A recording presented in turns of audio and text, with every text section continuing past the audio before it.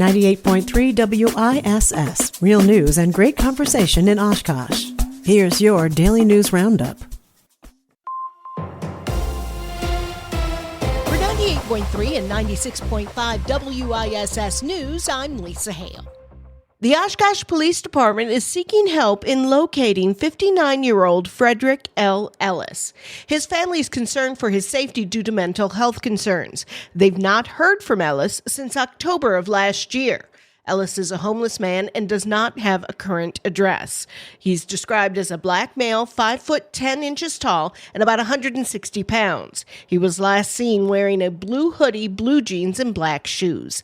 Anyone with information on Ellis is asked to call the Oshkosh Police Department or the Winnebago County Crime Stoppers. They're called the 3 U's: the unemployed, the underemployed, and the unhappily employed. There's now a dedicated space on the second floor of the Oshkosh Public Library to help them find employment.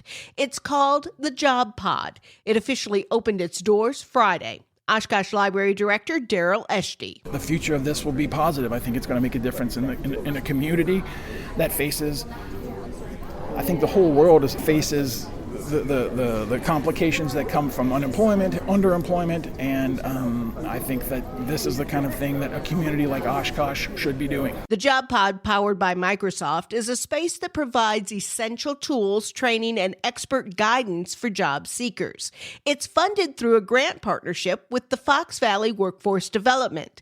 Sarah Pantal is the chairman of their board, and she said efforts like this are vital for those seeking work. This isn't replacing the work we do.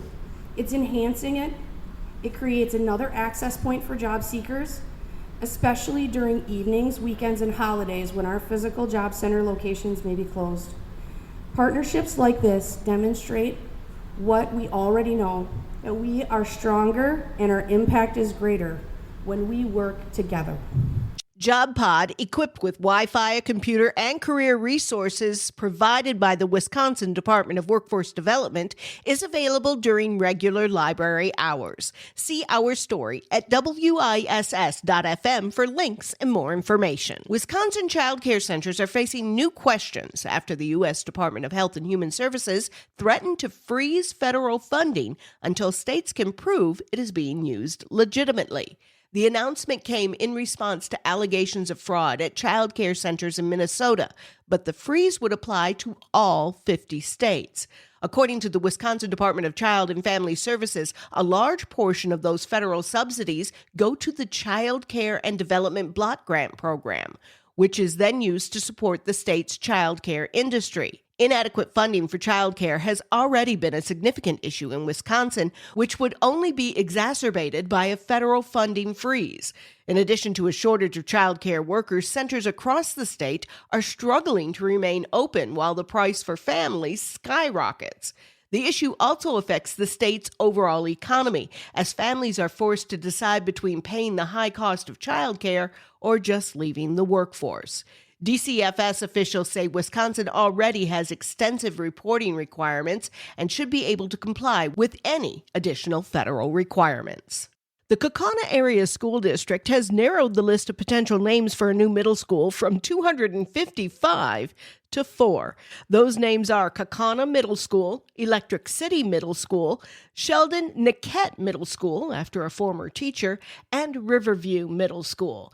There's one more public hearing session for community members to give their input. It will be tonight at 5:30. The agreement between the City of Appleton and the Hilton Appleton Paper Valley Hotel for management of the Fox Cities Exhibition Center expired on December 31st. But on Thursday, the City of Appleton announced that they had finalized an option to extend the existing agreement through May 1st, 2026. A press release said this will allow more time for ongoing negotiations of a new management agreement. For now, operations at the Fox Cities Exhibition Center will continue as normal. State lawmakers will consider legislation to make statewide ballot referendum questions more clear for voters. The proposed bill would require the nonpartisan Legislative Reference Bureau to provide a plain language summary of any statewide ballot referendum question. The goal is to ensure that voters know exactly what a yes vote or a no vote would do without being confused by technical and legal language. The bill was authored by Republican state lawmakers and has support from voting rights groups like the Wisconsin Democracy Campaign and the League of Women Voters. Statewide referendums have become a more frequently used tool by Republican lawmakers seeking to circumvent vetoes by Governor Tony Evers over recent years. It sounds futuristic, but they are here. Driverless vehicles, and a group of Republican state lawmakers have been circulating a proposed bill that would open the road to them. The legislation would establish an autonomous driving safety board and permitting process for driverless cars, as well as regulations covering accidents and alcohol thresholds for human operators.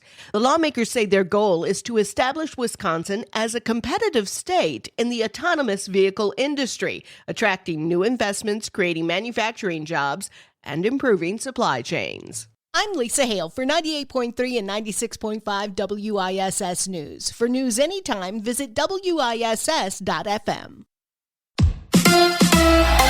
The Bucks fall in Denver. Hi, I'm Mike Clemens with sports. NBA, the Bucks road trip out west, ended in a loss, 108-104 in favor of the Nuggets. Head coach Doc Rivers on what bothered him the most about their effort on offense. I thought our passing was horrific tonight. We had guys wide open, and the balls are down by our ankles down. I mean, the off-target passing tonight really did us in. I thought we would have generated a ton of threes tonight, but for our passing. So the Bucks are back in Milwaukee. They host the Timberwolves tomorrow night. NFL, the Packers cleaning out their lockers. After losing to the Bears Saturday night in Chicago, Matt LaFleur asked if he's spoken to the new team president, Ed Policy, on whether he'll be back as head coach.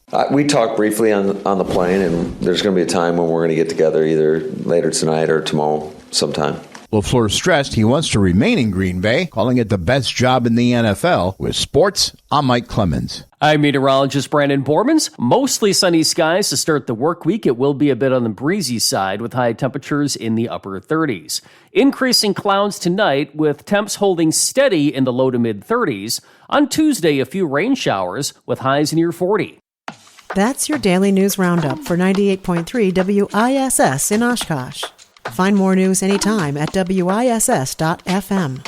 Subscribe to this podcast on Spotify, Apple, or wherever you find your podcasts.